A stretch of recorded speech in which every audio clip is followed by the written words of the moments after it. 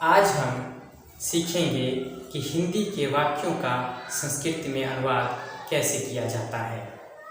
तो इसके लिए हम सबसे पहले हिंदी के वाक्य को देखेंगे और यह पता लगाएंगे कि यह किस काल का है, अर्थात वाक्य में जो क्रिया प्रयोग में लाई गई है वह किस काल में है। काल को लकार कहते हैं। माध्यमिक कक्षाओं तक हमें केवल 5 लकारों से काम चल जाता है। तो 5 लकार जो हमें जानना आवश्यक है वो क्या है? लट लकार यानी वर्तमान काल, लंग लकार यानी भूतकाल, लिट लकार यानी भविष्यत काल। उसके बाद एक है लोट लकार। लोट लकार ये अनुज्ञावाचक है। जैसे हम ऑर्डर देते हैं इस तरह से, यहाँ बैठो, वहाँ मत जाओ, ये सब ये अनुज्ञावाचक है, तो इसे हम कहते हैं लोट लकार। उसके बाद बात आती है विधिलिंग लकार की। जैसे चाहिए, तो इस चाहिए के अर्थ में वो आ जाता है विधिलिंग लकार। उसे पढ़ना चाहिए, उसे खेलना चाहिए, तो उसे पढ़ना चाहिए, खेलना चाहिए, ये सब विधिलिंग लकार में आ जाता है। जब हमें काल का पता चल जाता है तो हम कर्ता को पहचानते हैं और फिर क्रिया कौन सी है।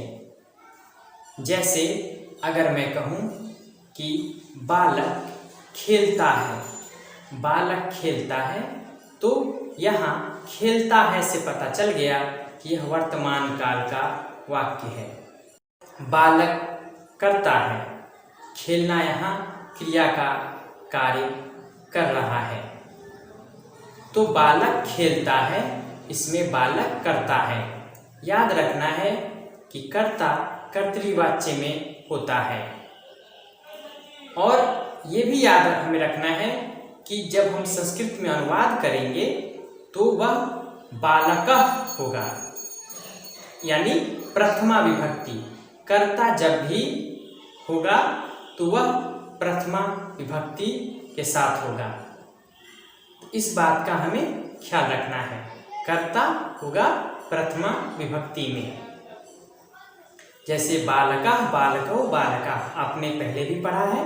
बालक शब्द करो, बालकः, बालकौ, बालका, ये प्रथमा विभक्ति का रूप है। एक वचन, द्विवचन और बहुवचन। आपको यह भी पता है कि कर्ता की अनुगामिनी होती है क्रिया, यानी कर्ता के अनुसार क्रिया चलती है।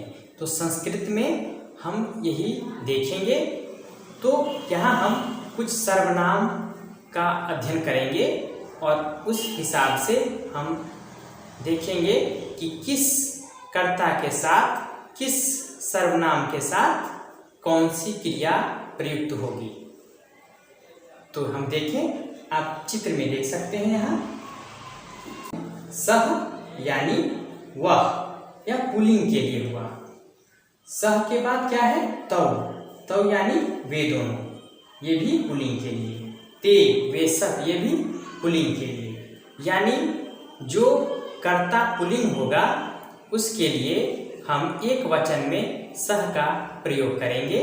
उसके बाद तौ यानी द्विवचन के लिए तौ का यूज करेंगे, यानी वे दोनों।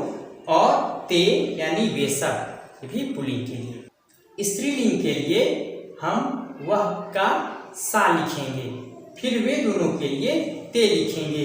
उसी प्रकार वे सब के लिए ता, यानी सा ते ता। जैसे बालिका है तो बालिका के लिए सा होगा सर्वनाम। उसके बाद बालिका, बालिके, बालिका, बालिके के लिए क्या होगा? ते होगा, और बालिका के लिए ता होगा। उसी प्रकार नपुंसक लिंग के लिए आप देख सकते हैं वह का तत्, उसके बाद ते, और फिर बहुवचन रूप में तानी, तत् ते तानी। तो स्पष्ट हो गया। वह के लिए हमारे पास ये अलग अलग लिंगों के लिए अलग अलग शब्द हैं। क्या क्या है?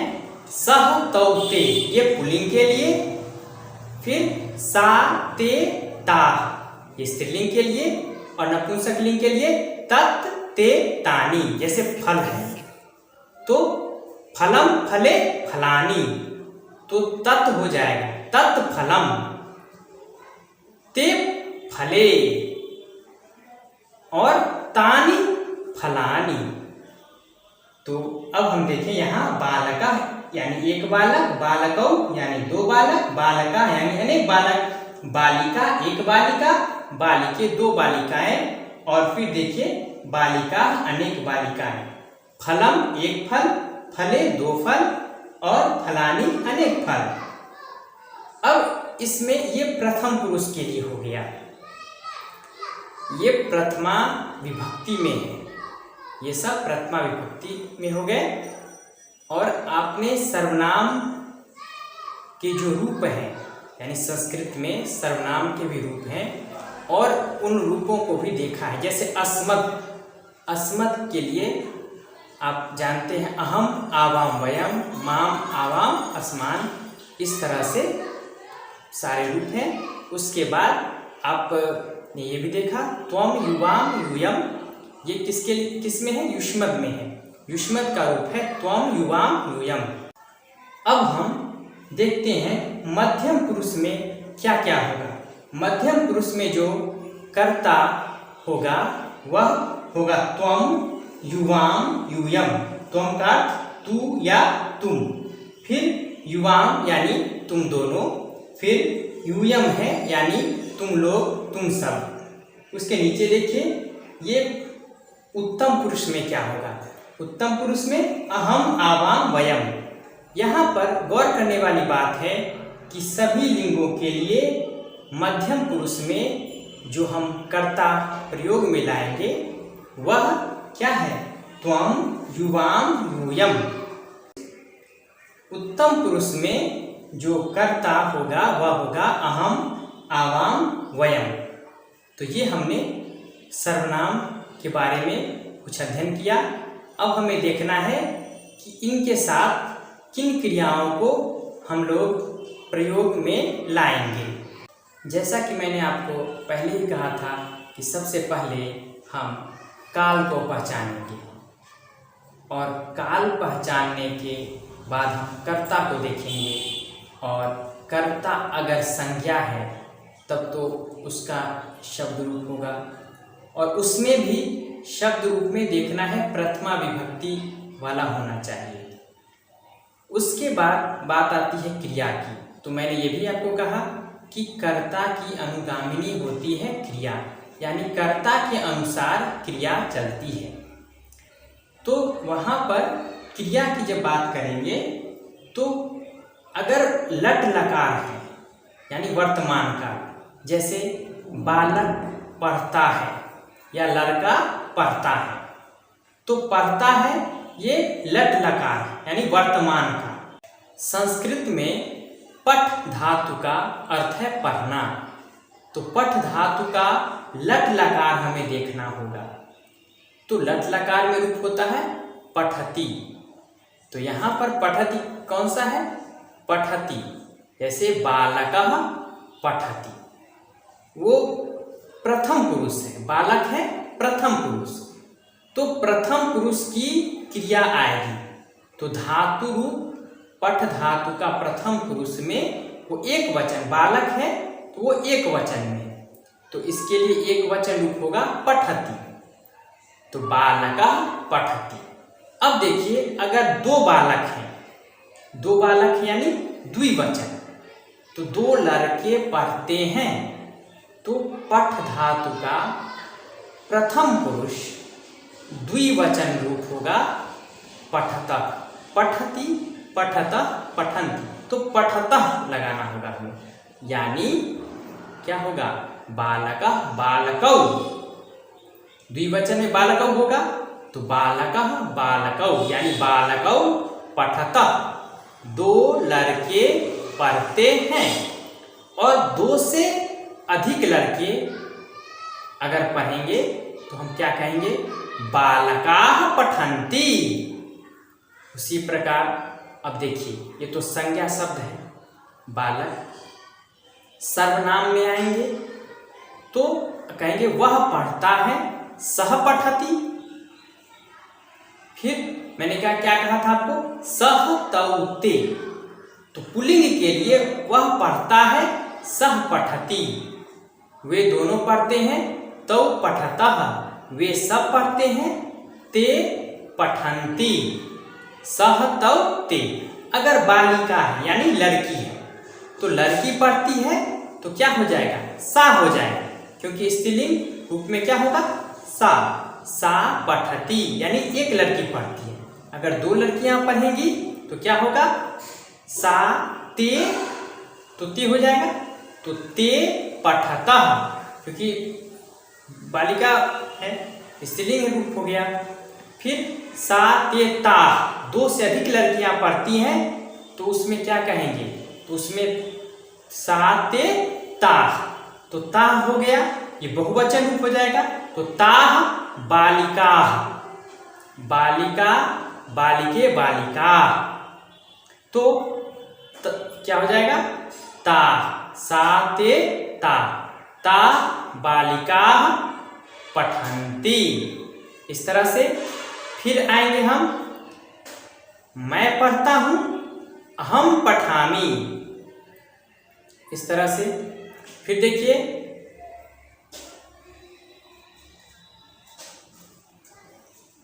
अब देखते हैं मध्यम पुरुष में। तो त्वम युवाम यूयम, तो त्वम के साथ क्या आएगा, पठसि, युवाम के साथ पठथः, और यूयम के साथ पठथ, यानी एक लड़का अगर तुम पढ़ते हो, जैसे हम कहेंगे तुम पढ़ते हो, त्वम पठसि, तुम दोनों पढ़ते हो, युवाम पठथः, और तुम सब पढ़ते हो, यानी मोर देन टू, दो से अधिक, तो क्या होगा, तुम लोग, तो यूयम पठथ। उसके बाद उत्तम पुरुष की बात कीजिए, तो अहम आवाम वयम, तो अहम पठामि, मैं पढ़ता हूँ, अहम आवाम, आवाम यानी हम दोनों, आवाम पठावः, हम दोनों पढ़ते हैं, फिर हम लोग पढ़ते हैं, तो क्या हो जाएगा, वयम पठामः, हम लोग पढ़ते हैं। आइए अब हम लंग लकार यानी भूतकाल के वाक्यों पर विचार करें। सह अपठत, उसने पढ़ा, उसके बाद तौ अपठताम, उन दोनों ने पढ़ा, उसके बाद ते, सह तौ ते, ते के साथ क्या आएगा, अपठन, यानी उन लोगों ने पढ़ा, उसके बाद त्वम अपठः, तुमने पढ़ा, फिर अपठतम है, देख रहे हैं द्विवचन रूप क्या है, अपठतम, तो क्या कहेंगे, बताइए, युवाम, त्वम युवाम अपठतम, फिर यूयम अपठत, उसके बाद अब इसका अर्थ क्या होगा, यूयम अपठत, मतलब तुम लोगों ने पढ़ा या तुम सब ने पढ़ा। उसके बाद देखिए उत्तम पुरुष में, अहम अपठम, मैंने पढ़ा, हम दोनों ने पढ़ा, आवाम और पठाव, और फिर हम लोगों ने पढ़ा, क्या होगा, वयम और पठाम। तो ये भूतकाल का हो गया, तो काल के हिसाब से हम सेट करेंगे।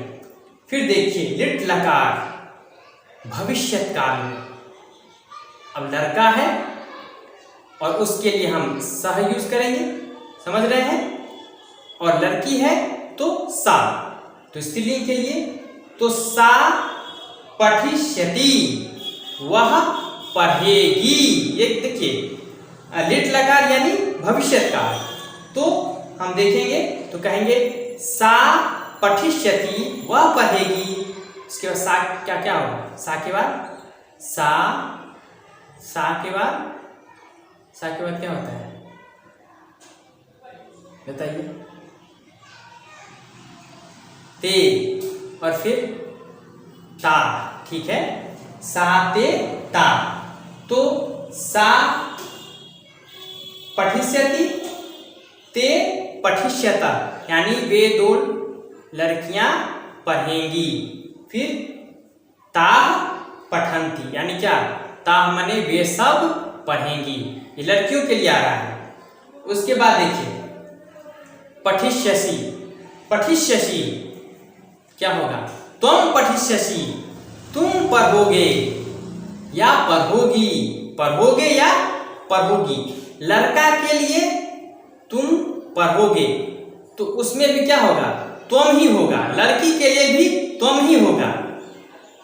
तो तुम पठिष्यसि, तुम पढ़ोगे, लड़का के लिए भी वही होगा और लड़की के लिए भी क्या होगा, तुम पठिष्यसि, यानी तुम पढ़ोगे, तुम पढ़ोगी, तुम पढ़ोगे, दोनों के लिए तुम पठिष्यसि। फिर देखिए युवाम, युवाम पठिष्यथः, यानी तुम दोनों पढ़ोगे या तुम दोनों पढ़ोगी। फिर यूयम पठिष्यथा, यानी तुम लोग पढ़ोगे या तुम सब पढ़ोगे या तुम सब पढ़ोगी, सब हो जाएगा।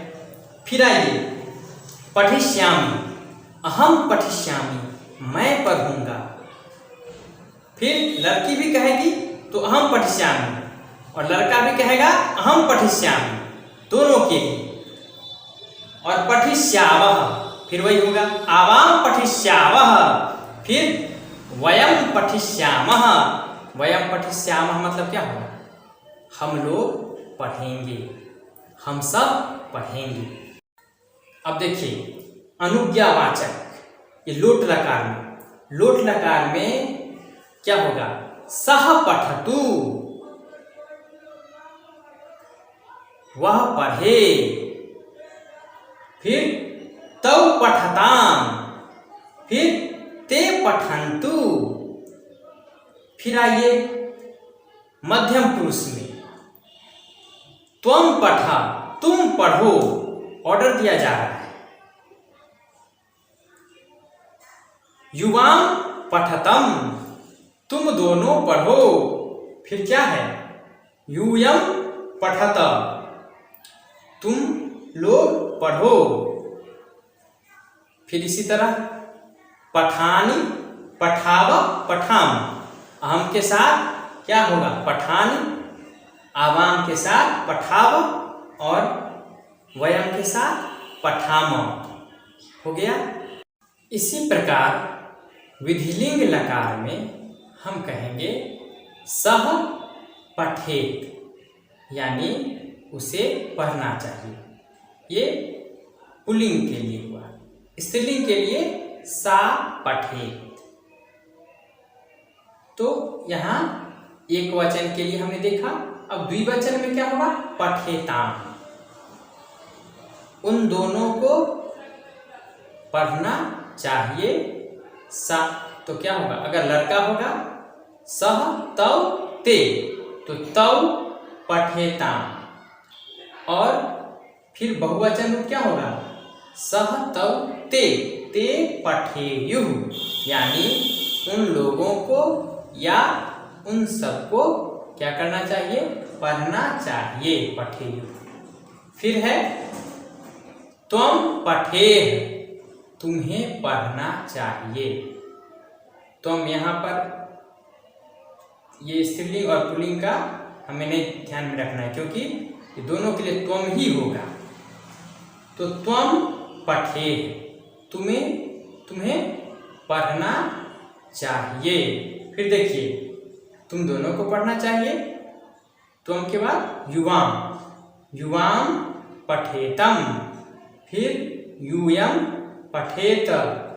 फिर अहम पठेयम, मुझे पढ़ना चाहिए, क्या होगा, अहम पठेयम।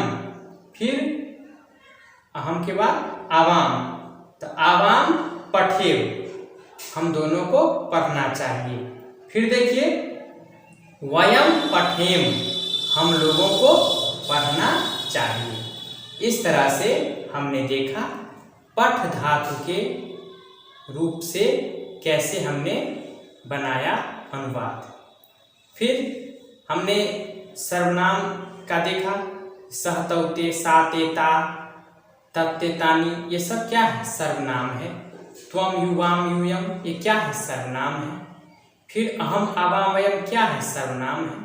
और ध्यान देने वाली बात यह भी है कि ये सब के सब रूप प्रथमा विभक्ति में है, क्योंकि कर्ता के रूप में इसका हमने प्रयोग किया है। वाक्य में इनका प्रयोग कर्ता के रूप में हुआ है, इसलिए ये कर्तृवाच्य में है। स्पष्ट है? और उसी हिसाब से हमने धातु रूपों को जोड़ा। किस धातु के रूपों का हमने संयोजन किया? पठ धातु के रूपों का, क्योंकि पठ का अर्थ होता है पढ़ना, पठ धातु का अर्थ है पढ़ना। इसी प्रकार गम धातु का रूप, जैसे गच्छति, गच्छतः, गच्छन्ति, गच्छसि, गच्छथः, गच्छथः, गच्छामि, गच्छाव, गच्छामः। तो गम धातु का ही ये रूप है। और इसी तरह इनके पांचों रूपों को हमें याद रखना है। अगर हम पठ को याद रख लेते हैं, पठ धातु के सभी रूपों को सभी लकारों में, 5 लकारों का अध्ययन आपको करना है, और 5 लकारों में जो रूप होते हैं उन्हें याद रखना बहुत ही सरल है। अगर आप पठ का याद रखते हैं तो गम का भी हो जाएगा। कहीं कहीं पर थोड़ा सा परिवर्तन होता है रूपों में, लेकिन वो देखने के बाद आपको समझ में आ जाएगा। जैसे पठ में हम ती जोड़ते हैं तो पठती हो जाता है पठ। उसी प्रकार ये गम धातु है तो गमती नहीं होगा, गच्छति हो जाएगा। तो कहेंगे गम धातु का रूप, तो लट लकार में वो गमती नहीं होगा, गच्छति हो जाएगा। फिर उसी तरह गच्छति, गच्छतः, गच्छन्ति, यानी जो हम तीता अंति जोड़ते हैं या सी थ थ जोड़ते हैं या आमी आवह आमा जोड़ते हैं, वो गच्छ में जोड़ेंगे, ना कि गम में जोड़ेंगे। लेकिन अगर हम आगे आप देखें, ये लिट लकार में, लिट लकार में क्या है? गमिष्यति, यहां पर गम में जोड़ा गया है। ये जब लिट लकार यानी भविष्यत काल का जब बनेगा, जैसे वह जाएगा, गम का मतलब क्या होता है? जाना। गम जो धातु है उसका अर्थ क्या होगा? जाना। वह जाएगा, वह जाएगा का अनुवाद क्या होगा? सह गमिष्यति, सह गमिष्यति, वह जाएगा। वह जाएगी, सा गमिष्यति, मैं जाऊंगा, अहम गमिष्यामि। वह जाएगा हो गया, मैं जाऊंगा हो गया, फिर बीच वाला तो नहीं बताया, त्वम गमिष्यसि, गमिष्यसि।